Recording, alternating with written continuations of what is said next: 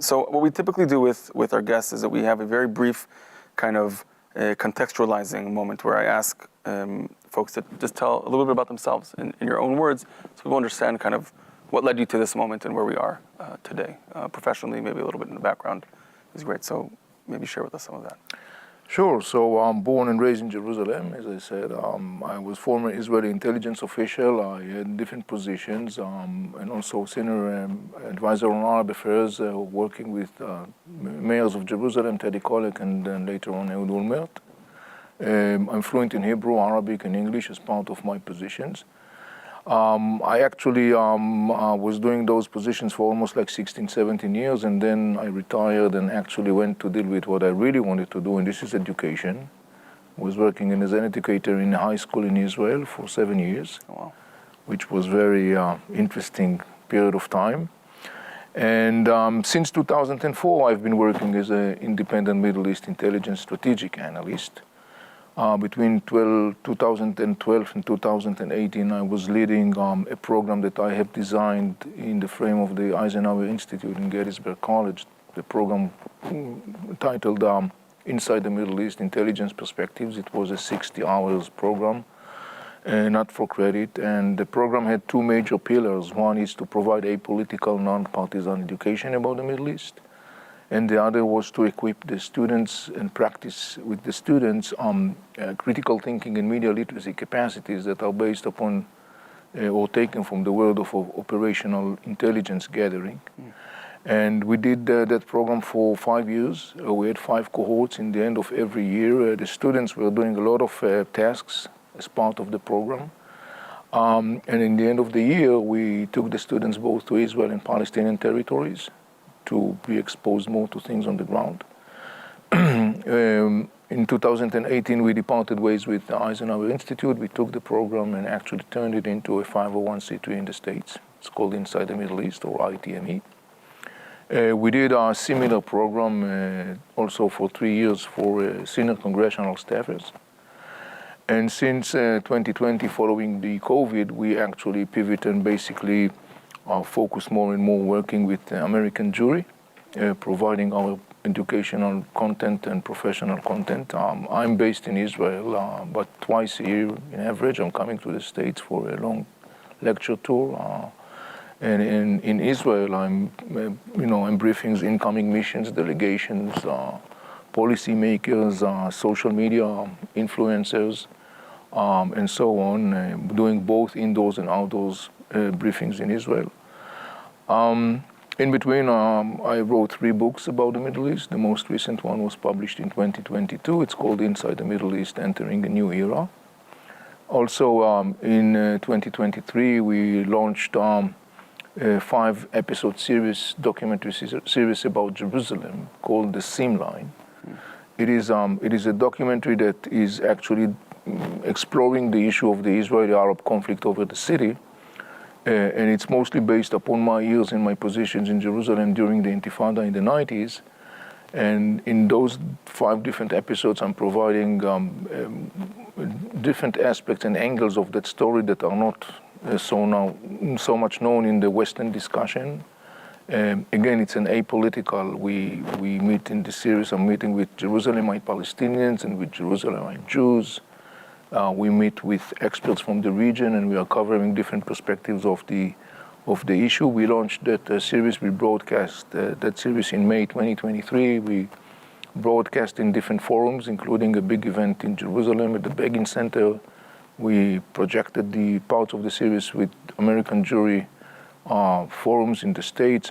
We got wonderful feedbacks because it provides a contextualized knowledge about Jerusalem, and it provides a very objective and non-biased way. This is one of the things that I would say is characterizing our work, to provide this apolitical, objective as much as possible, professionally based knowledge about the Middle East and about issues that relate to the Middle East. So that's an incredibly rich path, and what's clear that there's a lot of, you've approached this subject matter from a variety of angles. And what I would like to start with in terms of questions, I think the first piece that I think would be interesting to help our listeners to understand is this whole notion of and it's a little bit broad, so we can keep it very narrow. But when you talk about intelligence, in this sense, right, there's different areas and different ways in which we gather them. But when you say you're helping people utilize tools from that world into media consumption, what does that look like a little bit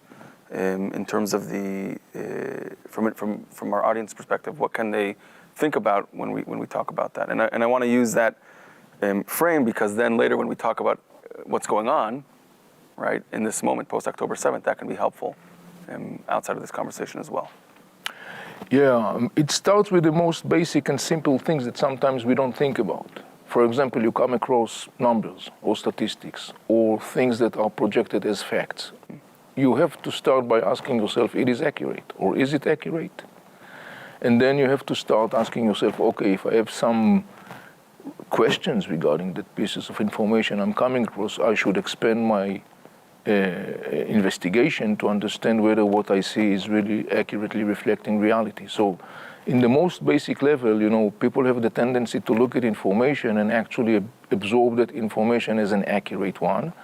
And this is particularly further boosted the challenge in the times of social media. So this is one simple example of like just start looking at information in a questioning way. And then, for example, there is another thing that we also practice with the students that was amazing. You know, when I say to the students, this cell phone that you see is made of plastic, and they received it as a fact, and they start echoing that. And before you know that, everybody knows that this cell phone is made of plastic, but it's not made of plastic. You need to check the information. So this is a phenomenon, what we call an echoed information, when you got a piece of information that is being echoed. And many times people fail to understand that you may come across 50 different pieces of information that refers to the same thing, but it's not different 50 information pieces. It's one piece that is basically multiplied 50 times. So there is a big difference here. So for example, if someone says, so just to make that, make sure I understood that, if there's a story that we're seeing, it might be echoed 50 times differently, but it's talking about one case. But because of different angles, it might seem that it's disproportionately larger than what it actually is. Yes. Yes. Okay. And also the fact that it's being echoed by different 50 platforms doesn't necessarily mean that these are different 50 sources that report on that.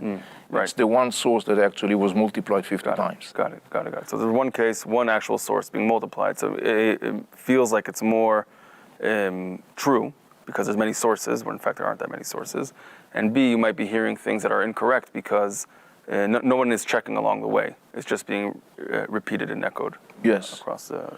And so this is one example. Another example has to do with another way that people consume knowledge, and this is the visuals, which is very challenging because we as human beings, our tendency is obviously to believe what we see.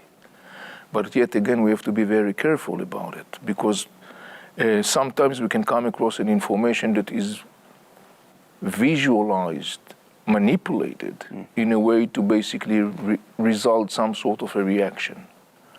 Sometimes you come across an information that is visualized in a way that basically shows you real scene, but it doesn't show you the other aspects of that scene. And particularly right now, mostly when we are facing the challenge of AI, this is something that is also out there. And again, it all goes back in a way to the story of the social media because people are consuming their information from their cell phones or from, and it's very easy for people to be convinced that what they see is what is there. And so once again, it all goes back to the simple two words of critical thinking and just being consciously all the time aware of the fact that you need to ask questions regarding the information you are coming across, whether it's a verbal one, whether it's a visual one, whether it's a written one. Just apply those, we called it in our language, in our activities, an instinctively critical thinking capacities. Some things that you are doing instinctively when you come across an information. So how do we, so that was sounds like a very helpful tool. How do we help people kind of internalize that as a mode of thinking? We tell them be critical thinking. How do we kind of train people to think that way? Well, we have to provide them with the tools and the skills and the mindset. This is what we have been doing in our 5 years program with the students in Gettysburg College. And I can tell you, based upon those 5 years, that the impact was amazing, because students came to us and say, look, it's not only made me look at the whole story of the Middle East differently, but it's totally and utterly changed the way I look at the world.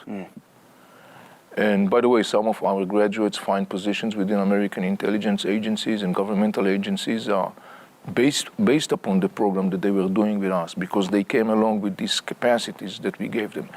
Look, teaching people those skills and capacities could be done in a different forms, in a different level of depth. It can be done through, sessions. It can be done through written information. It can be done through recorded examples, and so on. And indeed, you're right. I mean, in the end of the day, the whole idea is to try and to expand as much as possible the message of the need for critical thinking, which I think it's very clearly today clearly emphasized that, there is an enormous need for adopting a critical thinking, and particularly in our times. Yeah.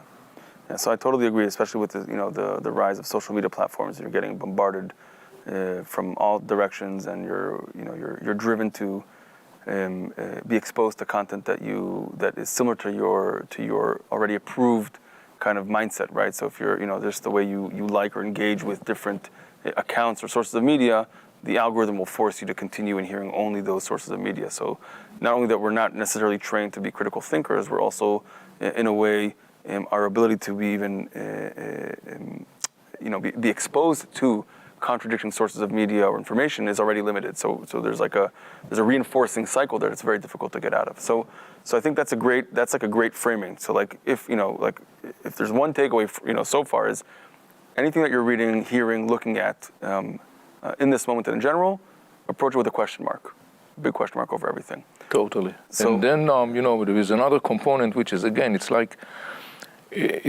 the elephant in the room. It's there, but nobody sees that. But it's enormously critical, because overwhelmingly most of the Western audience consume information about the world in its own mother tongue. Yeah. And for example, in the States, I would say that most of the people obviously consume the information in English. Right. And when you talk, for example, about the Middle East, when you got a situation where the mediators of knowledge and the knowledge that is being mediated is basically going through the sift of English, you have to understand that as an end consumer that received the information, that information was processed, either in the translation process or either even sometimes manipulated. And that's a challenge, because most of the people don't speak, for example, the languages of the Middle East. Right. Hebrew or Arabic or Persian or Turkish or Kurdish.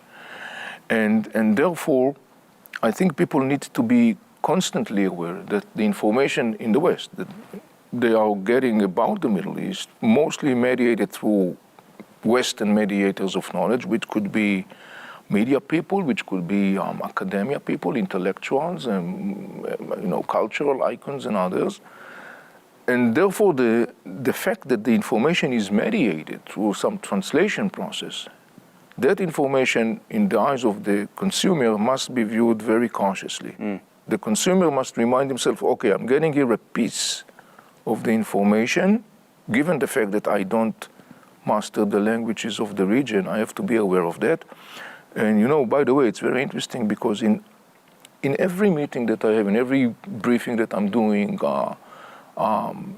people come to me in the end and say, we really need some good sources from the Middle East that we could go to and extract information. And one of the things that we are doing, we provide a list of sources like think tanks in Israel, think tanks in the Arab world, sources that I work with that are accessible in English, that I know that they provide a valuable information for people. And it goes back to the fact that basically there is a huge, enormous thirst within Western audience to knowledge, to information, to context.